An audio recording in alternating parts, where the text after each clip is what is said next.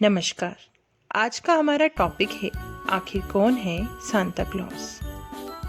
Christmas का नाम सुनते ही बच्चों के मन में सफेद और लंबी दाढ़ी वाले, लाल रंग के वस्त्र तथा सिर पर फुलगी वाली टोपी पहने, पीठ पर खिलौने का झोला लादे बूढ़े बाबा सांता क्लॉज की तस्वीर उभरने लगती है। आज हम जानेंगे आखिर सांता क्लॉज कौन है। ऐसा क्यों विद राखी शर्मा में आपका स्वागत है। अगर आपने मेरा चैनल अभी तक सब्सक्राइब नहीं किया है तो please subscribe my channel. Santa Claus के प्रति न केवल ईसाई समुदाय के बच्चों का बल्कि दुनिया भर में अन्य समुदाय के बच्चों का भी आकर्षण कुछ समय से काफी बढ़ गया है। और इसका एक कारण यह भी है कि विभिन्न शहरों में 25 दिसंबर के दिन सांता क्लॉज बने व्यक्ति विभिन्न सार्वजनिक स्थलों अथवा चौराहों पर खड़े हर समुदाय के बच्चे को बड़े प्यार से उपहार बांटते देखे जा सकते हैं। सांता क्लॉज 4वीं शताब्दी में मायरा के निकट एक शहर जो तुकीर के नाम से जाना जाता है में जन्मे संत निकोलस का रूप है।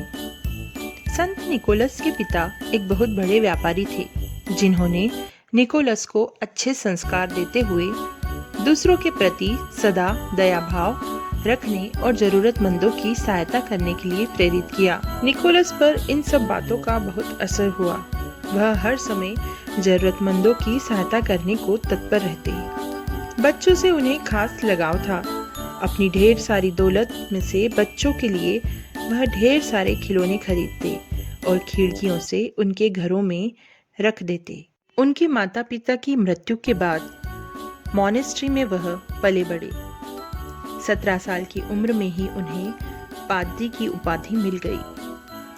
संत निकोलस काफी दयालु थे और जरूरतमंदों की मदद करने के लिए सदैव आगे रहते थे। जीसस और मदर मैरी के बाद संत निकोलस को ही इतना सम्मान मिला। संत निकोलस को यानी सांता क्लॉज को ईसाई समुदाय देवदूत ही मानते हैं, क्योंकि उनका विश्वास है कि सांता क्लॉज उनके लिए उपहार लेकर सीधा स्वर्ग से धरती पर आते हैं। बच्चे प्यार से सांता क्लॉज को क्रिसमस फादर भी कहते हैं। सांता क्लॉज का आधुनिक रूप 1930 से अस्तित्व में आया, जब हैडन सडब्लोम नामक एक कलाकार ने कोका कोला की एड में सांता के रूप में दिखाई दिया। तब से हो कहते हुए लाल सफेद कपड़ों में बड़ी सी सफेद दाढ़ी, कंधे पर गिफ्ट से भरा बैग, टीवी अखबारों में भी काफी चर्चा में रहा। संत निकोलस का जीसस के जन्म से सीधा संबंध भले ही नहीं रहा हो, फिर भी क्रिसमस का अहम हिस्सा उनके बिना अधूरा है। निकोलस अपने उपहार आधी रात को ही दिया करते थे। उन्हें उपहार देते हुए नजर आना पसंद नहीं था। उनकी मृत्यु के बाद भी लोगों ने यह परंपरा को खत्म नहीं किया और आज आम लोग भी उनकी तरह बच्चों को उपहार बांटने लगे। आज विश्व भर में सांता के कई एड्रेस हैं। यहाँ बच्चे खत भेजते हैं, लेकिन उनके फिनलैंड वाले पते पर सबसे ज्यादा खत भेजे जाते हैं। इस पते पर भेजे गए प्रत्येक खत का लोगों को जवाब भी मिलता है। आप भी अपने खत सांता को इस पते पर भेज सकते हैं।